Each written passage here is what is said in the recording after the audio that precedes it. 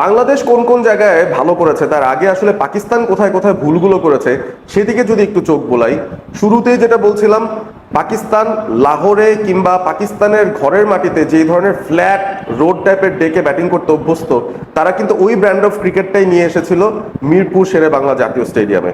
এবং এখানে যখন টসে হেরে আগে ব্যাট করতে হয়েছে, উইকেটের ব্যাপারে ধারণা না রেখেই পাকিস্তান বেধড়ক মারা শুরু করেছে।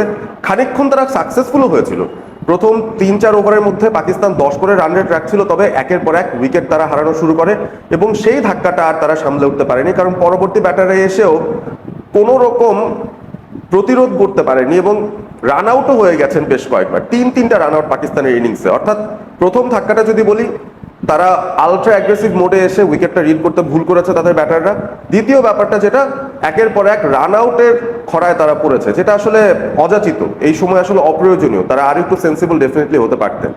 পাকিস্তানের ব্যাটিং ইনিংসের দিকে যদি তাকাই, তারা 19 ওভার 3 বল খেলতে পেরেছে, অর্থাৎ সব মিলিয়ে 117টা বল তারা খেলেছে, যার মধ্যে 66টা ডট বল তারা দিয়েছে। ডট বল পার্সেন্টেজ 56%-এর উপরে। মানে উইকেট যতই খারাপ হোক না কেন, আপনি বাউন্ডারি হয়তো খেলতে পারছেন না, গ্যাপে খেলে খেলে সিঙ্গেল নিয়ে সেন্সিবল ক্রিকেটটা আসলে খেলার প্রয়োজন ছিল এখানে, কারণ প্রত্যেকটা রান ভ্যালুয়েবল এবং ইম্পর্টেন্ট। দুইটা গিয়ারেই পাকিস্তান আসলে খেলতে গিয়েছে, যেটা ফাখার জামানের ব্যাটিং দেখে আমরা বুঝেছি।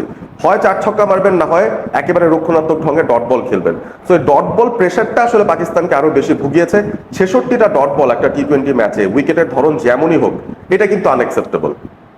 পাকিস্তান যখন বোলিং এ এসেছে, তার আগেই আমার কাছে মনে হয় মোমেন্টামটা তাদের কাছ থেকে চলে গিয়েছিল, কারণ 110 রান এখানে আসলে ডিফেন্ড করাটা কিভাবে সম্ভব তারা নিজেরা হয়তো জানেন না। যখন বল করতে এসেছেন, শুরুর দিকে সালমান মির্জা 2টো উইকেট তুলে খানিকটা আশার সঞ্চার করেছিলেন, ঠিকই 7 রানে 2টো উইকেট বাংলাদেশেরও পড়েছিল।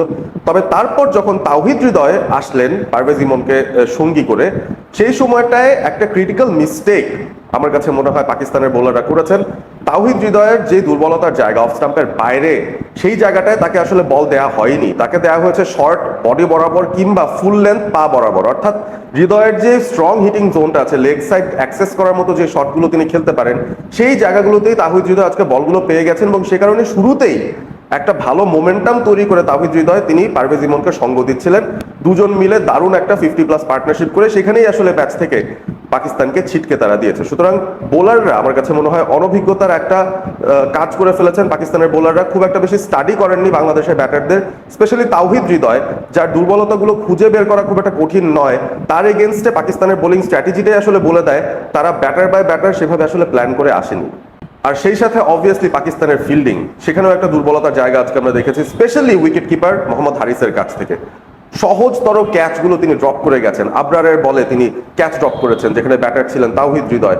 এরপর পারভেজ ইমন তিনিও ড্রপ হয়েছেন, আবারও সেই মোহাম্মদ হারিস ক্যাচটা ড্রপ করে দিয়েছেন। সো এই ধরনের ক্যাচ ড্রপ যখন আপনি করবেন এরকম একটা ম্যাচে যেখানে 110 রান ডিফেন্ড করতে হবে, ডেফিনেটলি আপনার জন্য বিরাট বড় একটা ধাক্কা। এবং সবচেয়ে খারাপ ব্যাপার হচ্ছে উইকেট কিপার যখন সহজ ক্যাচগুলো মিস করেন। মোহাম্মদ হারিস আদতেই কি ফার্স্ট চয়েস উইকেট কিপার হওয়ার যোগ্য কিনা পাকিস্তানের দলটায়, সেটাও কিন্তু একটা চিন্তার বিষয়।